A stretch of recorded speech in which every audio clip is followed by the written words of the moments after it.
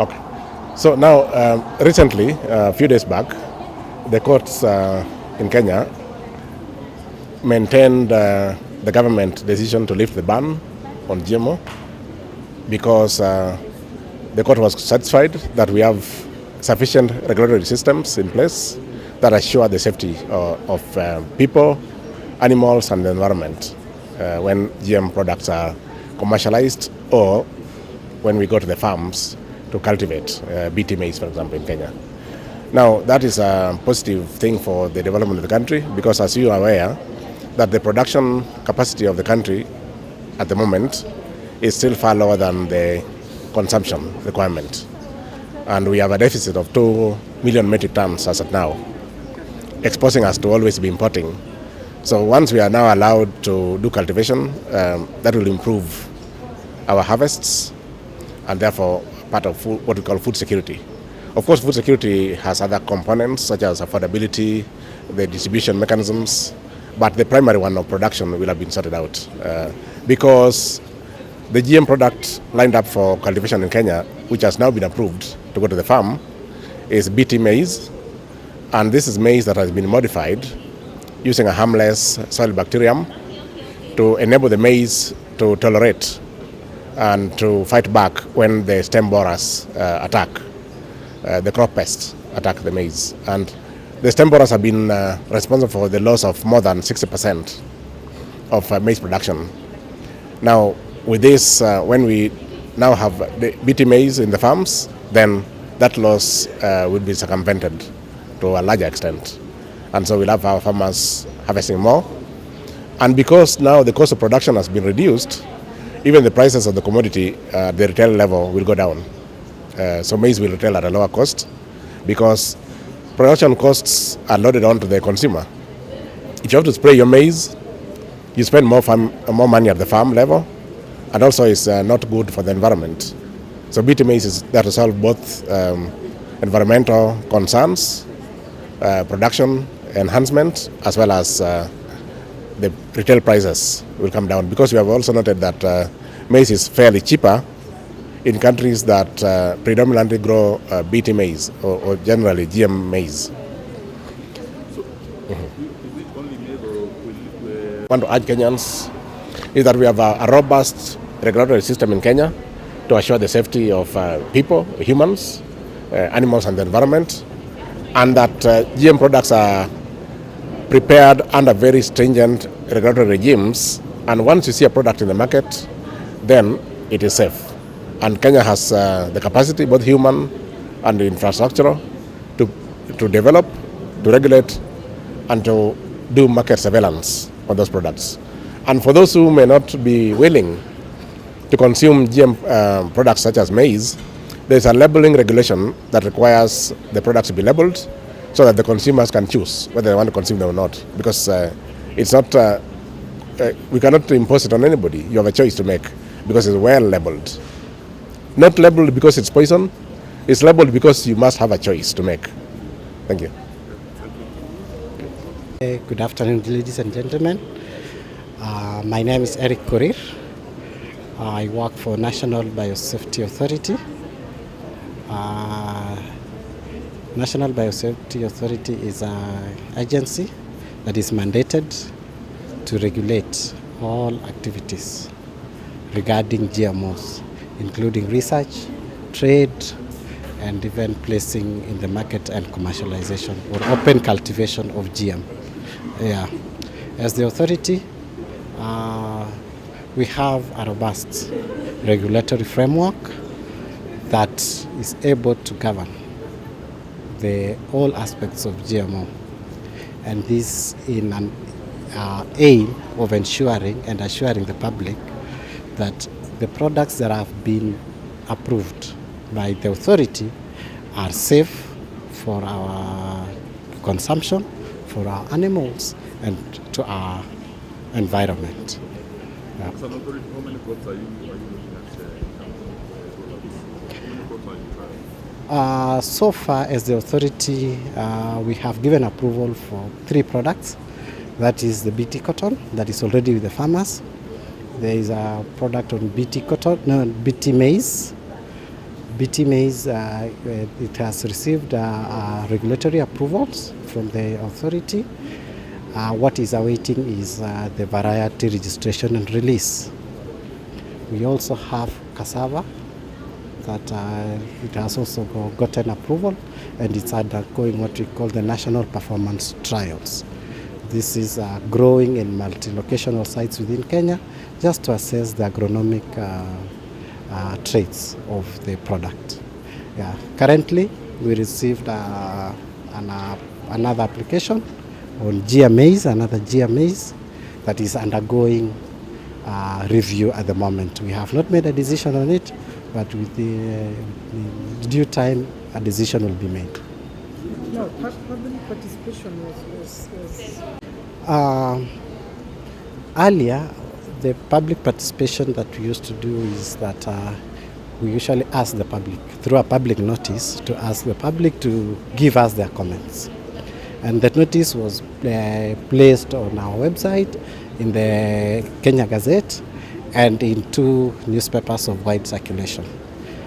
And we also held public forum where the public would come or came and gave their comments. That now for this time round, what we intend to do is also do the same, but way above that, we are going to various regions in this country where we will we'll go there and ask the public to come and give us their public. And before we ask them to give us their comments, we'll have to carry out what we call civic education, so that we get quality public participation responses. So that's how we intend to do this time round.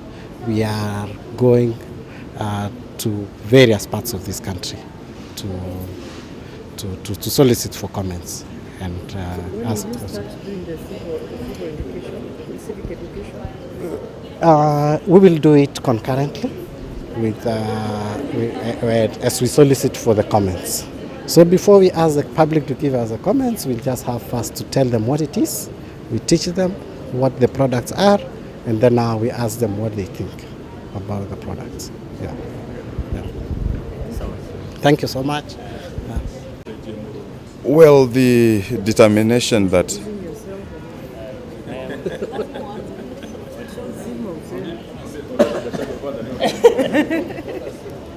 all right. I am Professor Richard Oduor. I am the Registrar of Research and the Chair of Kenya University Biotechnology Consortium.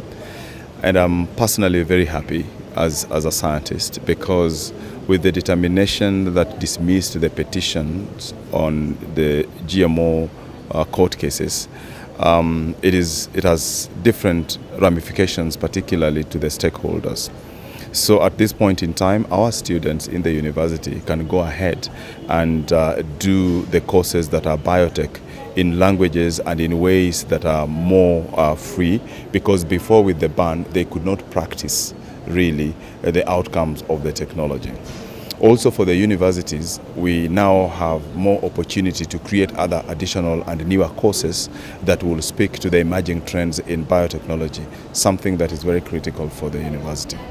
Before, our industries were struggling to get actually products that they would use even for lacing some of these biofortified crops or foods, because there was a ban, and therefore they could not either import or source locally for purposes of biofortification.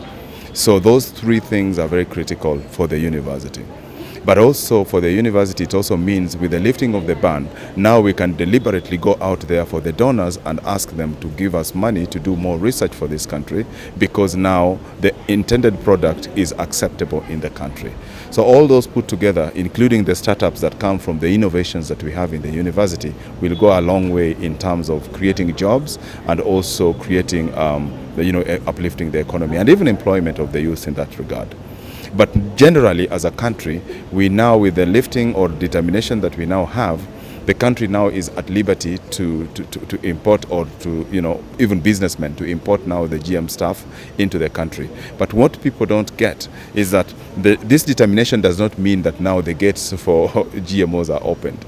It just simply means that now we have freedom to operate, but those operations must still happen within the confines of the regulation, within the confines of the policy, and must follow the international convention in terms of ethics and biosafety. Most of the students are expressing autism and hope. Yeah, I may not be in a position to give exact numericals, but averagely the classes of biotech start from 50 to 100 per particular intake. And remember, the biotechnology is just a single course. We have related courses like cell and molecular biology. They still do genetic engineering. We have biochemistry still in there. We have also those that are doing food science. So if you look at it, probably the best way to look at it would be to profile how many courses are related or are benefiting from the biotechnology. Once we get that, then we can actually give that. But also we can go to COOPS, which does the university placement, to get to know how many students were actually allocated to different courses, but without taking into account the inter-university and interdepartmental transfers that happen in the university. But ideally, we are talking about a huge number of students over a period of 12 years that we have been existing here without the ban, with the ban in force. That we have actually frustrated lives of many of our students who have gone out there with biotechnology courses and they can't practice. Many of them therefore resorted to going to do masters and PhD. Others actually went to start other new courses. Others started now to blend it with other management courses, which is still okay. But ideally, you should do something that you are proud of, and when you choose to change a course or take a certain directorate, it should be through your own volition, not because there is a ban that is forcing you out of your area of strength. What is causing this misinformation? Misinformation is caused by so many aspects of things. One, I blame us, the scientists, because for a long time we were not very visible. Journalists as we know it, or journalism as we know it, and the news as we gather is fast decaying. If within 24 hours you are not available as a professor, as a scientist, you are called by a journalist, hey, avail yourself, and you are not there, they move to something else. And that's the nature of journalism, and that's the nature of news. I think there needs to be a lot of sensitization to even scientists themselves to avail themselves in time to start talking some of these things whenever they are called upon. But also to have a lot of platforms like the Kenya University Biotechnology Consortium, work with ISA and all other organizations that are seemingly trying to push for the technology for a fairness. I don't know why people don't get it. When we talk about this genetically modified stuff and even defending it, it is not because we are telling you that once it's out there, go and eat. No.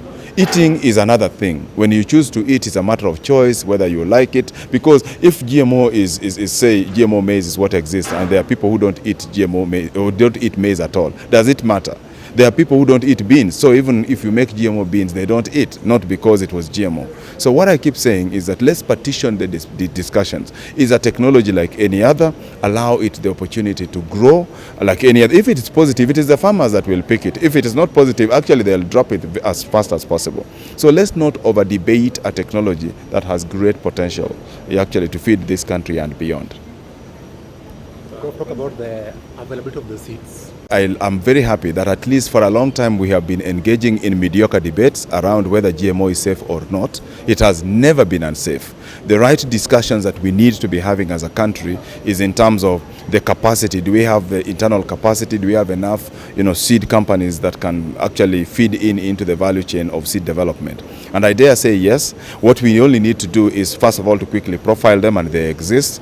Other organizations like Akafema, CGAs, and many others that are also in the seed industry need to come in and say, what are the timelines? How much seed? The projections in terms of the seed that we want for, say, next year. That discussion needs to be now so that the production of it and bulking of it is happening. For now, because we have just been at a point when the court case has now been determined, we don't have internal production of the seeds here, but we must plant in the next rainy season. So what do we do at this point in time? We go out there and source for the seeds. Once the seeds are here, we start the whole process of planting and even bulking. And so importantly, yes, we have capacity. All we need is that we need to actually build their capacity in terms of infrastructure, in terms of integration of the technology, so that the efficiency and the effectiveness of the seed production becomes optimized. I heard of something called degenerative seeds. For avoidance of doubt, there is no such thing that seeds of GMO seeds do not germinate. And I want to challenge the media, because this is a fallacy, this is a myth that you can clear for this country permanently within 6 months. Maize within 4 months is already done. Come to the lab of Kenyatta University and ask us scientists, give us your GMO maize. Go to NBA and ask them, we have GMO maize from Kenyatta University, plant them in a place of your choice and guard. 3 months to be done, you harvest those seeds, plant them again in the flare and in the glare of the media. If it germinates, this story ends. There is no such thing about a seed that cannot regerminate. The discussion that the anti-technology or the anti-GMOs have been advancing is to say that once you harvest the GMO seeds, you can't replant it. No. The reason why most farmers are discouraged from planting the same seeds, it is the same thing we do with even hybrids. Because when you harvest hybrids and you replant it, it loses what we are calling the hybrid vigor. So the yield goes down. It is the same thing with even the GM seeds. So when we encourage people to buy seeds, it is because you need the purity of the genes or of the seeds, also the vigor of the seeds to be optimized. But it has nothing to do with whether it's GMO or not. GMOs germinate, regerminate, and regerminate, and you can plant them forever and ever, just the same way we do with the open pollinated, varieties. All they have been dragging into this discussion is something called terminator gene. Terminator gene, as we are talking, there is a UN moratorium that gene cannot be used in generating the seeds. So that is a gone story, but the antis keep bringing it back as if they don't have better content to ask, so which is so sad really. So I would really say that I would want a platform where we have very constructive discussions with the anti-technologies, because technologies get better when they are also being queried by people, so that we can say you can improve on it. But as it is right now, they are asking old stories that had already been developed and answered, and they are still stuck to very old rudimentary arguments that have been overtaken by events. Let them give us better queries so that we give them better products, if not, the best.